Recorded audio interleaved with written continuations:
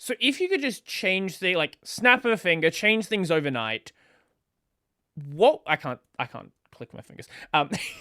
If you could just change things overnight, what would you like to see happen? I want to see more repairable devices because sometimes Pine Store will use go to a different manufacturer's shell like the factory that makes the shell for devices that aren't theirs, and they're like, hey, can we buy some of these shells? Yes. That saves money because they don't need to create a new production line, Right. but that means that it's not as repairable. The Pine phone though, Pine Tab 2, Pine, all of that kind of thing, those are in-house design. But the Pine Tab 2 isn't. I wouldn't take that apart. I'd probably break mine. Pine phone is easy though. Actually, recently they Pine Store just released the 3D files, like the full 3D file, not just a back case. So you can actually 3D print your own, maybe the frame. I want to see that happen. I want to see if I can do that on my 3D printer, but I have an Ender 3 Pro, so that sucks. Yeah, I did see that. That is cool. I want to see more repairability. Pardon me, repairability in devices. Like you being able to possibly, like someone mentioned on Mastodon a while ago, make your own device. Like buy the parts, print your own parts, like frame and all of that. Right. I think that would be an interesting concept, but I don't know if the feasibility is up there. Yeah, phones especially are difficult. Any sort of small scale device is just naturally going to be pretty difficult. Yes.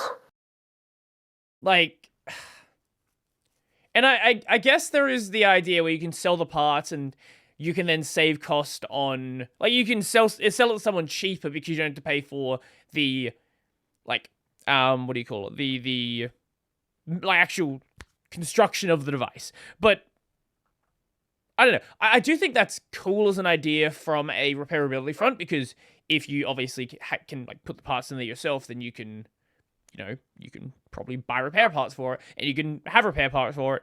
But at the same time,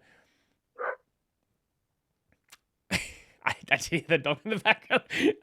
I wouldn't trust my PLA filament to hold my Pine phone together. You've got better filament, but I wouldn't trust mine. Need a good printer and all that kind of thing. There's a couple more things as well. Sorry, there was just a couple more things I wanted to touch on. Oh yeah, go ahead. Before we go as well.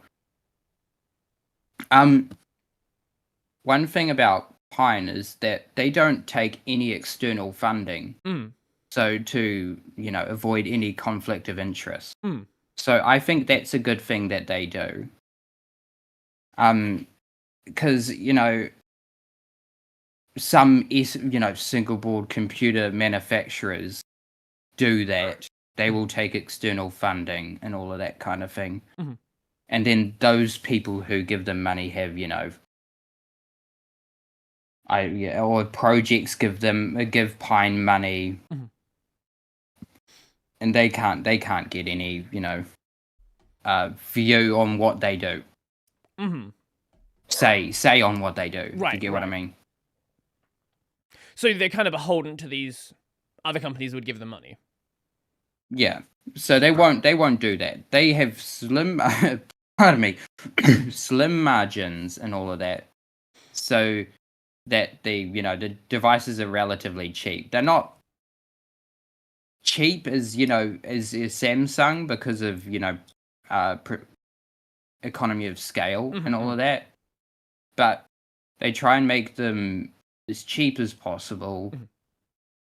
As I said, by using shells from different companies sometimes, and using getting the community to make the software, and then all of that and then sending devices to developers and all of that kind of thing. Mm-hmm.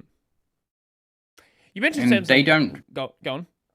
Yeah, and they don't take any kinds of contracts for like developers or anything like that. Mm-hmm, mm-hmm. You mentioned Samsung there. It's not just economies of scale with a company like that. They also have vertical integration.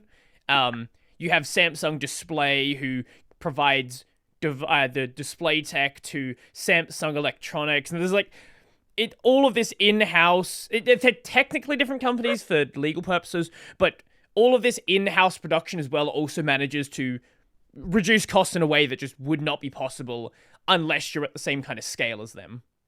Yeah, it's difficult. So the Pine phone, ends up being quite a lot more than a second-hand OnePlus 6 or whatever like that.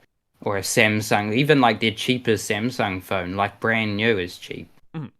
Yeah, that's one of the things that I have always kind of heard confusion about from people. It's like, why would I... why would I buy this when it has this level of performance, it's this price, when you can buy, if you want to have mobile Linux, you can buy a second-hand Android device that is known to be supported well. And I think, trying to sort of explain that value to people is difficult. Because if they don't see the value in a device that is trying to be fully open, how do you show them and convince them that that is something which is worth even considering as a value? Yeah, exactly. You just buy the better, cheaper second-hand option. Mm-hmm.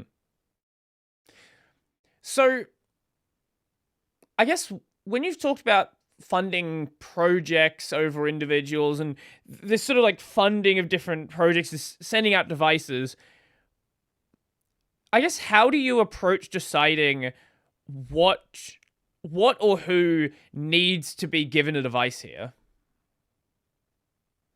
So sometimes TL, like the founder, will want, a project like me to go out and say, hey, would you be interested?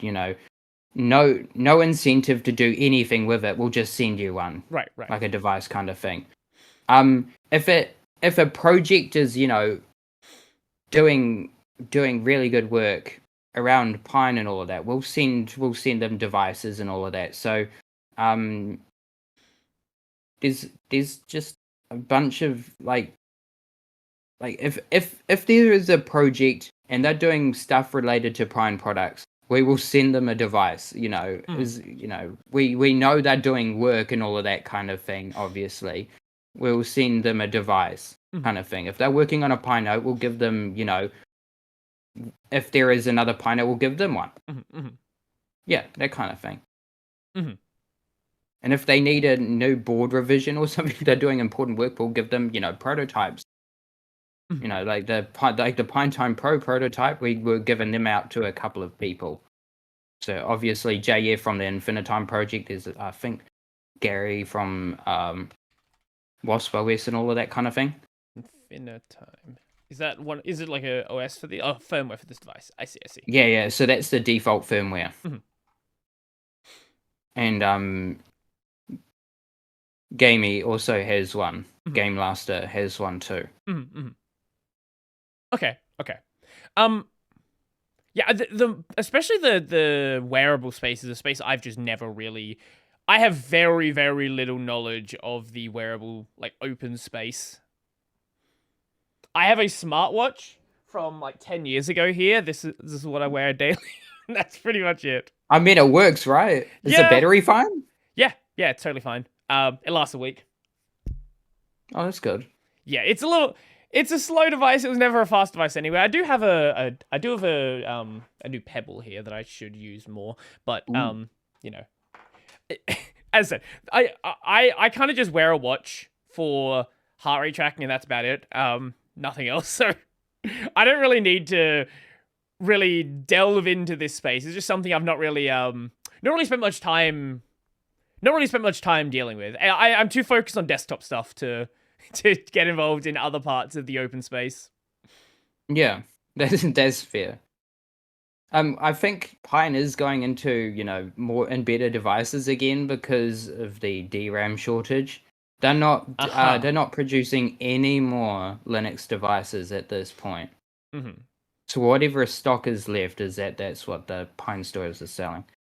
I hadn't even considered that for a small scale company like Pine. Like the DRAM, like it's bad for a company like Valve, right? Like you've probably seen all of the issues with getting Steam machines out there, the pricing of the Steam machine. I hadn't even considered that from an even smaller company, for like a company like a Pine. I know, Yeah, I know, System 76 have been having a lot of issues with that as well. yeah, I can imagine. Their laptops are really expensive. Mm-hmm. I wanted to buy one while I was in high school, and then I realized, oh, Yeah, no, I get it.